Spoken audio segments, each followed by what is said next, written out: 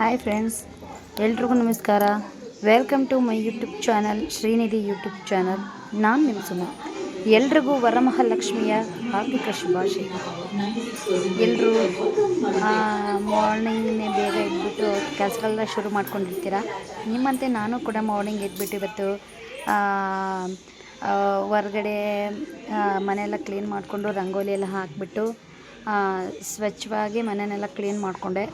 ದೇವರ ಪಾತ್ರೆಗಳು, ದೇವ್ರ ಸಾಮಾನೆಲ್ಲ ನೆನ್ನೆನೇ ಕ್ಲೀನ್ ಮಾಡ್ಕೊಂಡಿದ್ದೆ. ಅದೇ ಥರ ಇವತ್ತು ಕ್ಲೀನ್ ಮಾಡಿಕೊಂಡೆ. ನೈವೇದ್ಯಕ್ಕೆ ಮಾಡೋಣ ಅಂತ ಹೇಳಿಬಿಟ್ಟು ಎಲ್ಲ ರೆಡಿ ಮಾಡ್ಕೊತಾ ಇದ್ದೀನಿ. ನಾನು ನೈವೇದ್ಯ ಏನು ಮಾಡ್ತಾಯಿದ್ದೀನಿ ದೇವರಿಗೆ ಅಂತ ನೀವು ಕಮೆಂಟ್ ಮೂಲಕ ತಿಳಿಸ್ಬೇಕು. ನಾನು ಈ ವಿಡಿಯೋ ಕೊನೆಯದಾಗಿ ಹೇಳ್ತೀನಿ ಏನಂತ. ನಿಮಗೆ ಗೊತ್ತಿದ್ದರೆ ಮೊದಲೇ ಕಮೆಂಟ್ ಮಾಡಿ. ಅದಕ್ಕೆ ನೈವೇದ್ಯಕ್ಕೆ ಇದು ಮಾಡೋಣ ಅಂತ ಹೇಳ್ಬಿಟ್ಟು ಕಡಲೆಬೇಳೆ ಎಲ್ಲ ಒಂದು ಕಪ್ ಕಡಲೆಬೇಳೆನ ಚೆನ್ನಾಗಿ ತೊಳ್ಕೊಂಡ್ಬಿಟ್ಟು 2-3 ಸಲ ಕುಕ್ಕರಲ್ಲಿ ವಿಸಿಲ್ ಕೂಗಿಸ್ಕೊತಾ ಇದ್ದೀನಿ. 1 ಕಪ್ ಬೇಳೆಗೆ 1.5 ಕಪ್ಪಷ್ಟು ನೀರು ಹಾಕಬೇಕು. 1.5 ಕಪ್ಪಷ್ಟು ನೀರು ಹಾಕ್ಬಿಟ್ಟು ನಾವು ಬೇಯಕ್ಕೆ ಇಡಬೇಕು. ಬೇಯಕ್ಕೆ ಇಟ್ಮೇಲೆ ನೋಡಿ ಲಿಡ್ ಕ್ಲೋಸ್ ಮಾಡಿಬಿಟ್ಟು ಇನ್ನು ಇದ್ರ ಮೇಲೆ ಇಟ್ಬಿಟ್ಟೆ. ಯಾಕಂದರೆ ವರಮಹಾಲಕ್ಷ್ಮಿ ಅಂತಂದರೆ ಆ ತಾಯಿ ಲಕ್ಷ್ಮೀದೇವಿ ವರ ಕೊಡುವಂತಹ ಒಳ್ಳೆಯ ದಿನ. ಅಂಥ ದಿನ ನಾವು ಒಳ್ಳೆ ಸ್ವಚ್ಛವಾಗಿ ಒಳ್ಳೆ ಮನಸ್ಸಿನಿಂದ ಪೂಜೆ ಮಾಡಿದರೆ ಖಂಡಿತ ನಾವು ಅಂದುಕೊಂಡ ಕೆಲಸ ಆಗೇ ಆಗುತ್ತೆ. ಒಂದು ಈ ಲೈಟ್ರ್ ಬಗ್ಗೆನೂ ಒಬ್ಬರು ನನಗೆ ಕೇಳಿದರು. ಮೀಶೋದಲ್ಲಿ ಪರ್ಚೇಸ್ ಮಾಡಿದ್ದಿದ್ದು ಚಾರ್ಜಿಂಗ್ ಲೈಟ್ರ್. ಇದು ಚಾರ್ಜಿಂಗ್ ಮಾಡ್ಕೊಂಡ್ಬಿಟ್ಟು ಯೂಸ್ ಮಾಡ್ಕೋಬಹುದು. ಈ ಕಡೆ ಕಡಲೆಬೇಳೆ ನಾನು ಕುಕ್ಕರಿಗೆ ಇಟ್ಕೊಂಡ್ಬಿಟ್ಟು ಆ ಕಡೆ ಅದಕ್ಕೆ ಪಾನಕ ಬೇಕಲ್ವಾ, ಬೆಲ್ಲದ ಪಾನಕ ಬೇಕು. ಹಂಗಾಗಿ ಬೆಲ್ಲದ ಪಾನಕ ಮಾಡ್ಕೊಳ್ಳೋಕ್ಕೆ ಒಂದು ಪಾತ್ರೆನ ಇಟ್ಕೊಂಡ್ಬಿಟ್ಟು ಆ ಪಾತ್ರೆಯಲ್ಲಿ ಸ್ವಲ್ಪ ನಾವು ಕಡಲೆಬೇಳೆ ಎಷ್ಟು ಪ್ರಮಾಣದಲ್ಲಿ ತೊಗೊಂಡಿದ್ವೋ ಅಷ್ಟೇ ಪ್ರಮಾಣದಲ್ಲಿ ಒಂದು ಕಪ್ಪಷ್ಟು ನೀರು ಹಾಕ್ಬಿಟ್ಟು ಅದರ ಅಳತೆಗೆ ಬೆಲ್ಲವನ್ನು ತೊಗೋಬೇಕು. ಬೆಲ್ಲವನ್ನು ನಾನು ತೊಗೊಂಡಿದ್ದೆ. ಅದಕ್ಕೆ ಬೆಲ್ಲನ ಸ್ವಲ್ಪ ಕ್ಲೀನ್ ಮಾಡಿಕೊಂಡು ಅಂದರೆ ಅದು ಉಂಡೆ ಬೆಲ್ಲ ಹಾಗೇ ಇರುತ್ತಲ್ವ, ಅದರಲ್ಲಿ ಜಜ್ಜೋ ಕಲ್ಲಲ್ಲಿ ಸ್ವಲ್ಪ ಜಜ್ಕೊಂಡ್ಬಿಟ್ಟು ಹಾಕ್ತಾಯಿದ್ದೀನಿ.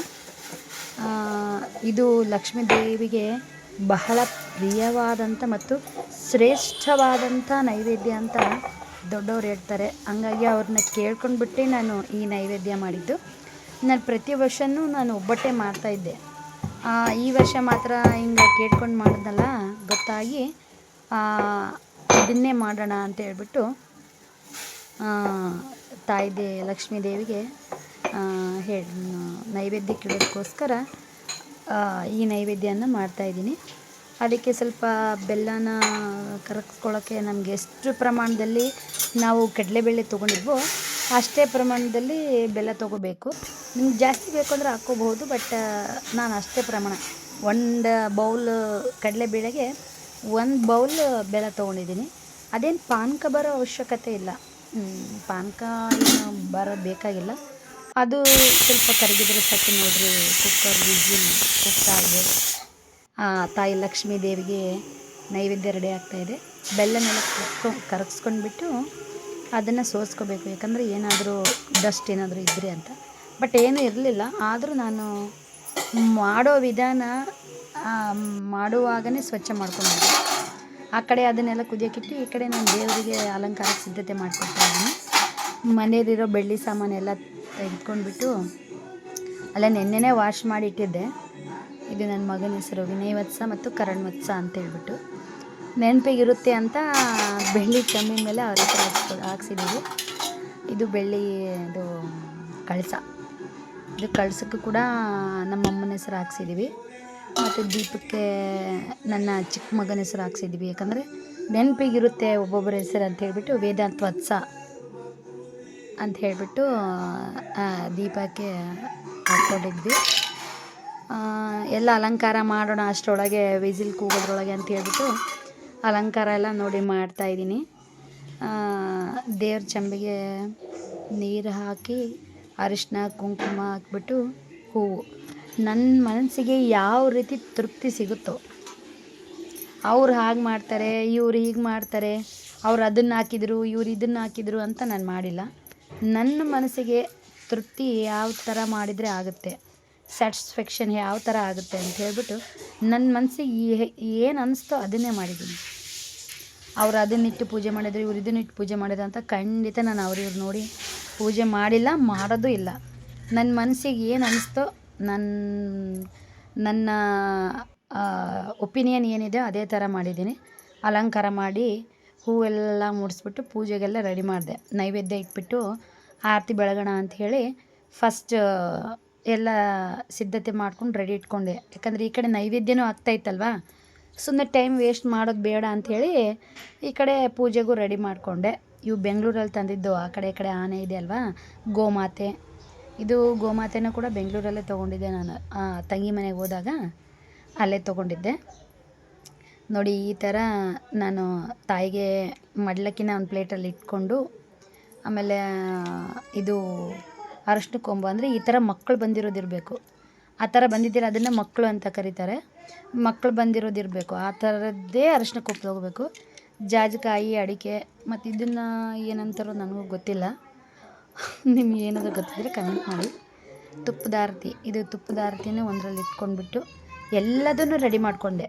ಯಾಕಂದರೆ ಆಮೇಲೆ ಅದು ಇಲ್ಲ ಇದು ಇಲ್ಲ ಅಂತ ಪೂಜೆ ಮಾಡೋ ಟೈಮಲ್ಲಿ ಹುಡುಕ್ಬಾರ್ದು ಅಂಥೇಳಿ ನಾನು ಎಲ್ಲ ಮೊದಲೇ ಎಲ್ಲ ರೆಡಿ ಮಾಡಿಕೊಂಡು ನೈವೇದ್ಯ ಆದಮೇಲೆ ನೈವೇದ್ಯ ಇಟ್ಬಿಟ್ಟು ಪೂಜೆ ಮಾಡೋಣ ಅಂತ ನೋಡಿ. ಆಗಲೇ ನಾನು ಈ ಕಡೆ ಪೂಜೆಗೆ ರೆಡಿ ಮಾಡ್ಕೊಳ್ಳೋ ಅಷ್ಟರೊಳಗೆ ಬೇಳೆ ಬೇಯಿತು.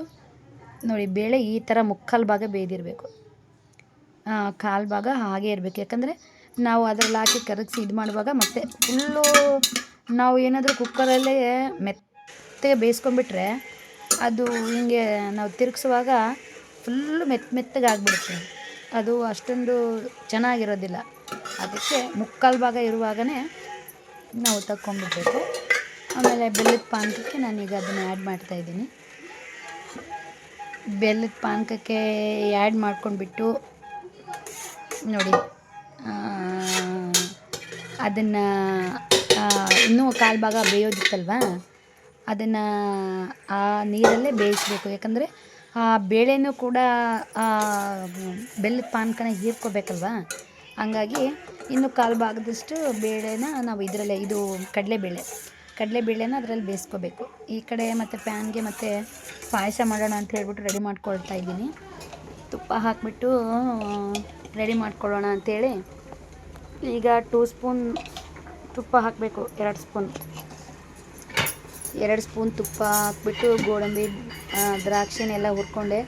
ಆ ಕ್ಲಿಪ್ಪಿಂಗ್ಸೇ ಇದರಲ್ಲಿ ಆ್ಯಡ್ ಆಗಿಲ್ಲ.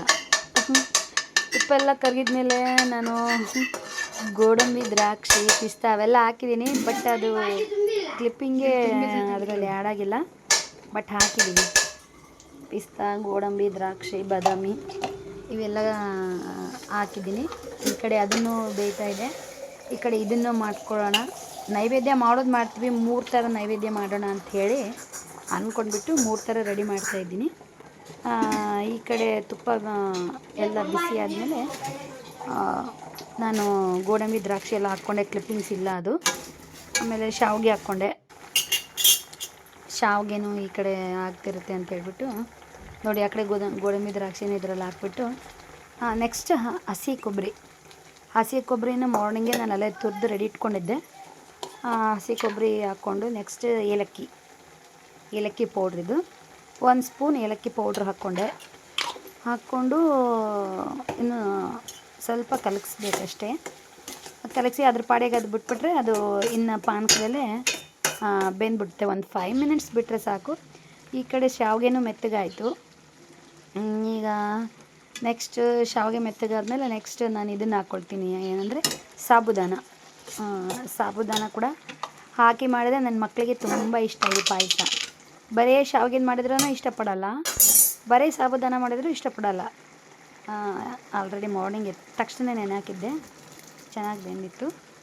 ಅದನ್ನು ಕೂಡ ಇನ್ನು ಶಾವಿಗೆಗೆ ಆ್ಯಡ್ ಮಾಡಿದೆ. ಶಾವಿಗೆಗೆ ಆ್ಯಡ್ ಮಾಡಿಬಿಟ್ಟು ಕಲಗಿಸ್ಬೇಕು. ಒಂದು 5 ಮಿನಿಟ್ಸ್ ನಾವು ಅದರಲ್ಲೇ ಕರಗಿಸಿ ಸ್ವಲ್ಪ ಅದು ಒಂದು 5 ಮಿನಿಟ್ಸ್ ಹಂಗೆ ಬೆಂದಮೇಲೆ ನಾವು ಮುಂದಿಂದು ನಮಗೇನು ಬೇಕೋ ಅದನ್ನು ಹಾಕ್ಕೊಳ್ಬೇಕು. ಅದನ್ನು ಸ್ವಲ್ಪ ಆ ಕಡೆನೂ ಅದು ಬೇಯ್ತಾ ಇದೆ, ಈ ಕಡೆನೂ ಇದು ಬೇಯ್ತಾ ಇದೆ. ಪೂಜೆಗೂ ಎಲ್ಲ ರೆಡಿ ಮಾಡ್ಕೊಂಡಿದ್ದೀನಿ. ಈಗ ನಮಗೆ ಒಂದು ಕಪ್ಪಷ್ಟು ಹಾಲು ಹಾಕ್ಕೊಳ್ತಾ ಇದ್ದೀನಿ.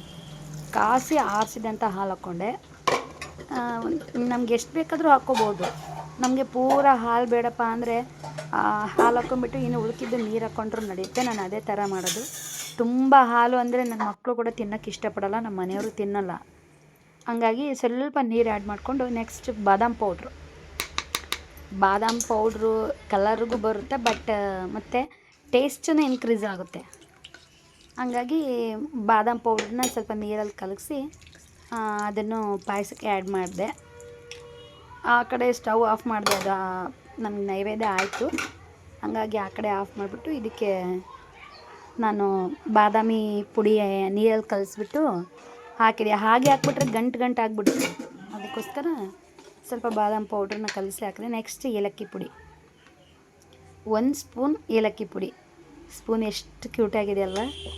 ಆನ್ಲೈನಿಗೆ ತರಿಸಿದ್ದೆ, ಆ ಬಾಕ್ಸಲ್ಲೇ ಬಂದಿದೆ. ಅದು ಎಷ್ಟು ಕ್ಯೂಟಾಗಿದೆ, ಚಿಕ್ಕದು. ನೆಕ್ಸ್ಟ್ ಬಂದುಬಿಟ್ಟು 2 ಥರ ನೈವೇದ್ಯ ಆಯ್ತಲ್ವಾ, 3 ಥರ ನೈವೇದ್ಯ ಮಾಡೋಣ ಅಂತ ಹೇಳ್ಬಿಟ್ಟು ನೆಕ್ಸ್ಟ್ ಒಂದು ರೈಸ್ ರೆಸಿಪಿನ ಮಾಡ್ತಾಯಿದ್ದೀನಿ. ಪುಳಿಯೋಗರೆ ರೆಸಿಪಿನ ನೆಕ್ಸ್ಟ್ ಮಾಡ್ತಾಯಿದ್ದೀನಿ. ಅವೆರಡು ಆಯಿತು. ಪೂಜೆಗೂ ಎಲ್ಲ ರೆಡಿ ಆಯಿತು. ನೆಕ್ಸ್ಟ್ ಬಂದುಬಿಟ್ಟು ಇದು ಪುಳಿಯೋಗರೆ ಮಾಡೋಣ ಅಂತ ಹೇಳ್ಬಿಟ್ಟು ಕಡಾಯಿಗೆ ಎಣ್ಣೆ, ಸಾಸಿವೆ, ಜೀರಿಗೆ, ಆಮೇಲೆ ಬಂದುಬಿಟ್ಟು ಇದು ಉದ್ದಿನಬೇಳೆ, ಕಡಲೆಬೇಳೆ ಎಲ್ಲ ಹಾಕಿ ಸ್ವಲ್ಪ ಕಂದು ಬಣ್ಣ ಬರೋ ತನಕ ಅದನ್ನು ಬಿಟ್ಟು ನೆಕ್ಸ್ಟ್ ಒಣಮೆಣ್ಸಿಕಾಯಿ ಹಾಕ್ಕೋಬೇಕು. ಸ್ವಲ್ಪ ಕಡಲೆ ಬೀಜ ಹಾಕ್ಕೊಂಡೆ.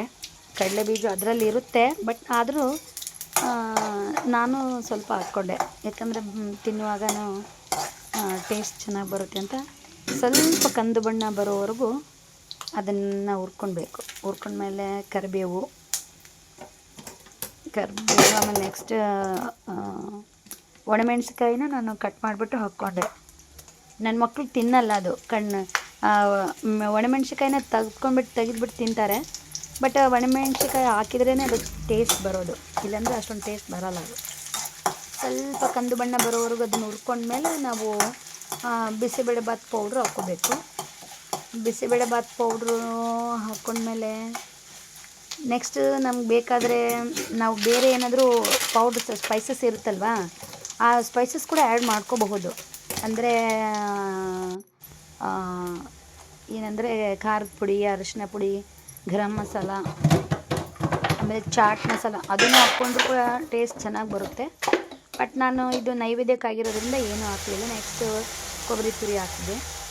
ಕೊಬ್ಬರಿ ತುರಿ ಹಾಕ್ಬಿಟ್ಟು ಇನ್ನೇನು ಅದನ್ನು ಕಲಸಿ ನೈವೇದ್ಯಕ್ಕೆ ರೆಡಿ ಮಾಡೋಣ ಅಂತ ಹೇಳ್ಬಿಟ್ಟು ಮಾಡಿದೆ. ಈ ಕಡೆ ಪೂಜೆಗೂ ರೆಡಿ ಮಾಡಿದ್ನಲ್ವ, ನೋಡಿ ಎಷ್ಟು ಚೆನ್ನಾಗಿ ಕಾಣಿಸ್ತಾ ಇದೆಯಲ್ಲ ದೇವರು. ಏನೋ ಒಂಥರ ಮೈ ಜುಮ್ ಅನಿಸುತ್ತೆ ಪೂಜೆ ಮಾಡುವಾಗ. ನಿಜವಾಗ್ಲೂ ಪ್ರಾಮಿಸ್ ಹೇಳ್ತಾ ಇದ್ದೀನಿ, ಎಷ್ಟು ಮನಸ್ಸು ತೃಪ್ತಿಯಿಂದ ನಾನು ದೇವ್ರ ಪೂಜೆ ಮಾಡಿದೆ ಗೊತ್ತಾ. ನಿಜವಾಗ್ಲೂ ಭಾಳ ಅಂದರೆ ಭಾಳನೇ ಖುಷಿ ಆಯಿತು. ನೋಡಿ, ಈ ಕಡೆ ಪುಳಿಯೋಗರೆ, ಆ ಕಡೆ ಸಬ್ಬಕ್ಕಿ ಪಾಯಸ. ಇದು ನೈವೇದ್ಯ ಅಂದರೆ ಹಯಗ್ರೀವ ಅಂತಾರೆ. ಇದು ಕಡಲೆಬೇಳೆ ಇದು ಮಾಡಿದ್ನಲ್ಲ. ಆಮೇಲೆ ಮಡ್ಲಕ್ಕಿ ಈ ಕಡೆ ರೆಡಿ ಮಾಡಿಕೊಂಡೆ. ದೇವರಿಗೆ ಈ ಥರ ಎಲ್ಲ ಅಲಂಕಾರ ಮಾಡಿಬಿಟ್ಟು ತುಳಸಿ ಎಲೆಯನ್ನು ಇಟ್ಟು ನೈವೇದ್ಯಕ್ಕೆ ಕೊಟ್ಟರೆ ಶ್ರೇಷ್ಠ ಅಂತೆ. ಹಾಗಾಗಿ ನಾನು ಕೂಡ ನಮ್ಮ ಮನೆಯಲ್ಲಿರೋಂಥ ತುಳಸಿ ಎಲೆನ ಕಿತ್ಕೊಂಡು ಬಂದು ಅದಕ್ಕೆ ನೈವೇದ್ಯದಲ್ಲಿ ಇಟ್ಟೆ. ಪೂಜೆಗೆ ಫೈನಲಾಗಿ ಈ ಥರ ರೆಡಿ ಮಾಡಿಕೊಂಡೆ. ಈ ಥರ ಎಲ್ಲ ರೆಡಿ ಮಾಡಿಕೊಂಡು ದೀಪ ಎಲ್ಲ ಹಚ್ಕೊಂಡ್ಬಿಟ್ಟು ಪೂಜೆ ಮಾಡ್ತಾಯಿದ್ದೀನಿ. ಎಲ್ರಿಗೂ ಕೂಡ ದೇವರು ಆರೋಗ್ಯ ಸೌಭಾಗ್ಯವನ್ನು ಕೊಟ್ಟು ಕಾಪಾಡಲಿ. ಆಮೇಲೆ ನಮ್ಮ ಮನೆಯವರಿಂದ ಕಂಕಣ ಕಟ್ಕೊಂಡೆ ಪೂಜೆ ಮಾಡಿದ್ರೆ ಒಳ್ಳೆಯದಂತೆ. ಹಾಗಾಗಿ ಕಂಕಣ ಕಟ್ಕೊಂಡ್ಬಿಟ್ಟು ನೆಕ್ಸ್ಟ್ ನಾನು ಪೂಜೆ ಮಾಡೋಕ್ಕೆ ಶುರು ಮಾಡಿದೆ. ಪೂಜೆನ ಹಾಗೆ ಸ್ಟಾರ್ಟ್ ಮಾಡಿದೀಯಾ, ಕೈಯಲ್ಲಿ ಕಂಕಣನೇ ಕಟ್ಕೊಂಡಿಲ್ಲ ಅಂತ ಬೈದ್ರಾ, ಅದಕ್ಕೆ ಮತ್ತೆ ಕಂಕಣ ಕಟ್ಕೊಂಡ್ಬಿಟ್ಟು ಪೂಜೆಗೆ ಈ ಥರ ಸಿದ್ಧತೆ ಮಾಡಿಕೊಂಡೆ. ದೀಪ ಬೆಳಗ್ತಾ ಇದ್ದೀನಿ. ಏನೋ ಒಂದು ನಮ್ಮ ಸಂಸ್ಕೃತಿನೇ ಒಂದು ಶ್ರೇಷ್ಠ ಅಲ್ವಾ. ಶ್ರೇಷ್ಠ ಸಂಸ್ಕೃತಿಯಲ್ಲಿ ಹುಟ್ಟಿದ್ದಕ್ಕೂ ನಿಜವಾಗ್ಲೂ ನಾವು ಹೆಮ್ಮೆ ಪಡಬೇಕು. ತುಂಬ ಅಂದರೆ ತುಂಬಾ ಖುಷಿಯಾಯಿತು. ಪೂಜೆ ಮಾಡಿದ್ದು. ಬಹಳ ಚೆನ್ನಾಗಾಯಿತು ಪೂಜೆ ಕೂಡ. ನಾನು ಅಂದ್ಕೊಂಡ ರೀತಿಯೇ ಆಯಿತು. ನನ್ನ ಮನಸ್ಸಿಗೆ ತೃಪ್ತಿನೂ ಆಯಿತು. ಬಹಳ ಅಂದರೆ ಬಹಳ ಖುಷಿ ಆಯಿತು. ನಿಮಗೂ ಕೂಡ ತಾಯಿ ವರಮಹಾಲಕ್ಷ್ಮಿ ಒಳ್ಳೇದು ಮಾಡಲಿ. ಸರ್ವಮಂಗಳ ಮಾಂಗಲ್ಯೆ ಶಿವೆ ಸರ್ವಾರ್ಥ ಸಾಧಿಕೆ ಶರಣ್ಯೆ ತ್ರ್ಯಂಬಕೆ ದೇವಿ ನಾರಾಯಣಿ ನಮಸ್ತೆಸ್ತು ಮಹಾಮಾಯೆ ಶ್ರೀಪೀಠೆ ಸುರಪೂಜಿತೆ ಶಂಖಚಕ್ರ ಗದಾಹಸ್ತೆ ಮಹಾಲಕ್ಷ್ಮಿ ನಮಸ್ತೆ. ಕಲ್ಯಾಣಾದ್ಭುತ ಗಾತ್ರಾಯ ಕಾಮಿತಾರ್ಥ ಪ್ರದಾಯಿನಿ ಶ್ರೀಮದ್ ವೆಂಕಟನಾಥಾಯ ಶ್ರೀನಿವಾಸಾಯ. ನಿಜವಾಗ್ಲೂ ಎಷ್ಟು ಖುಷಿಯಾಗುತ್ತೆ ಅಂದರೆ, ಶ್ರಾವಣ ಬಂತೆ ಅಂದರೂ ಸಾಕು ಹಬ್ಬಗಳ ಸರಮಾಲನೆ ಬರುತ್ತೆ. ಬಹಳ ಖುಷಿ ಆಯಿತು. ದೇವರು ನಿಮ್ಗೆಲ್ಲರಿಗೂ ಒಳ್ಳೇದು ಮಾಡಲಿ. ಆಮೇಲೆ ಆ ಕಡೆ ವೆಂಕಟೇಶ್ವರಗೂ ಪೂಜೆ ಮಾಡಿದೆ. ತುಪ್ಪದ ಆರತಿನ ಬೆಳಗ್ಬಿಟ್ಟು ಅದಕ್ಕೂ ಪೂಜೆ ಮಾಡಿಬಿಟ್ಟು ಬಹಳ ಖುಷಿ ಆಯಿತು. ಪ್ಲೀಸ್ ನಮ್ಮ ಚಾನಲ್ನ ಇನ್ನೂ ಯಾರ್ಯಾರು ಸಬ್ಸ್ಕ್ರೈಬ್ ಮಾಡಿಲ್ವೋ ಸಬ್ಸ್ಕ್ರೈಬ್ ಮಾಡ್ಕೊಳ್ಳಿ, ಲೈಕ್ ಮಾಡಿ, ಶೇರ್ ಮಾಡಿ, ಮನದ ಅಭಿಪ್ರಾಯವನ್ನು ಕಮೆಂಟ್ ಮೂಲಕ ತಿಳಿಸಿ. ಪೂಜೆ ಹೇಗಾಗಿದೆ ಅಂತ ನಿಮ್ಮ ಅನಿಸಿಕೆ ಏನಿದೆ ಅದು ತಿಳಿಸಿ. ನನ್ನ ಮನಸ್ಸಿಗೆ ಬಂದಂತೆ ನಾನು ಪೂಜೆಯನ್ನು ಮಾಡಿದ್ದೀನಿ. ನಿಮ್ಮ ಮನಸ್ಸಿಗೆ ಏನು ಅನಿಸ್ತು ಅಂತೇಳ್ಬಿಟ್ಟು ದಯಮಾಡಿ ಕಮೆಂಟ್ ಮೂಲಕ ತಿಳಿಸಿ. ಲೈಕ್ ಮಾಡಿ, ಶೇರ್ ಮಾಡಿ ಮತ್ತು ಸಬ್ಸ್ಕ್ರೈಬ್ ಮಾಡಿ. ಬೆಳಗಲು ಮನೆಯ thank you friends. Thank you so much. ದೇವಿಯೇ ಲಕ್ಷ್ಮೀ ಬಾರಮ್ಮ ಭಾಗ್ಯಲಕ್ಷ್ಮಿ.